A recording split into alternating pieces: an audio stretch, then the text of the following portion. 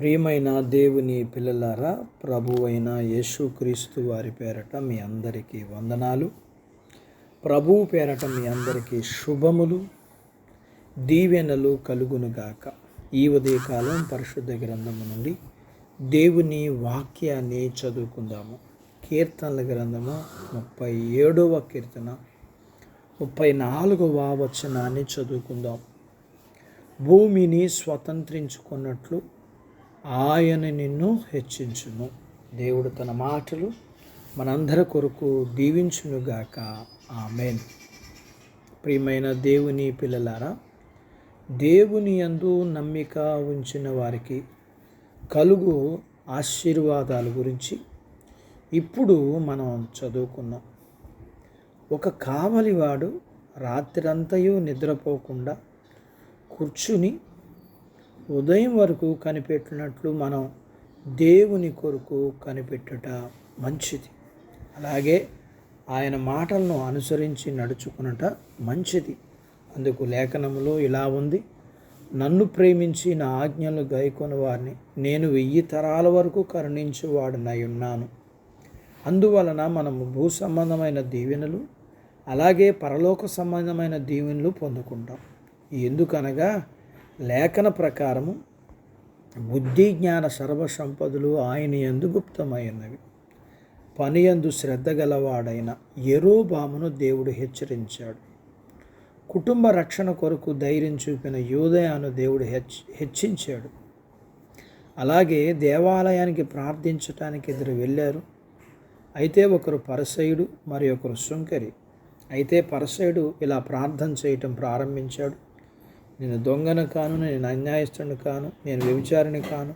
అలాగే నేను ఇతర మనుషుల వలె సుంకర వలె ఉండనందుకు నీకు కృతజ్ఞతాస్తుతులు చెల్లించుచున్నాను.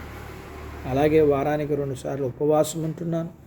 నా సంపాదన అంతటిలో 10% ఇచ్చుచున్నాను అని ప్రార్థించాడు. అయితే ఆ ప్రార్థనలో తన్ను తాను హెచ్చించుకున్నాడు. అయితే సుంకరి దూరంగా నిల్చుండి ఆకాశం వైపు కనులెత్తుటకు ధైర్యం చాలక రొమ్ము కొట్టుకొనుచు, దేవా, పాపినైన నన్ను కరుణించమని ప్రార్థించాడు. అయితే తాను పాపినని గ్రహించి పశ్చాత్తాపడిన సుంకరిని దేవుడు హెచ్చించాడు. అతని కంటే ఇతనిని నీతిమంతుడిగా తీర్చబడి ఇంటికి వెళ్ళాడు. దేవుడు తన మాటలు మనందరి కొరకు దీవించునుగాక. ఆమేన్. ప్రార్థించుకుందాం. నాతో పాటు ఏకీభవించండి. మమ్మల్ని మిక్కిలిగా ప్రేమించిన మా ప్రియ పరలోకపు తండ్రి, మీ పరిశుద్ధ నామమును బట్టి మీకు వందనాలు.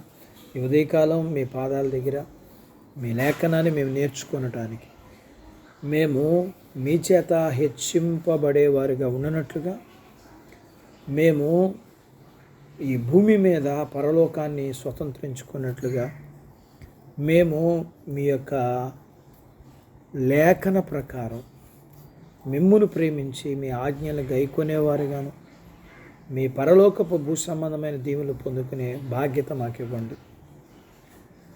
అలాగనే మీ పిల్లలను కలిగినంతటిని దీవించండి. చిన్న బిడ్డలను, యవనస్తులను, వృద్ధులను, స్త్రీ పురుషులను దీవించండి. వారి చదువులు, ఆరోగ్యాలు, ఉద్యోగాలు, పొలాలు, పశువులను దీవించండి.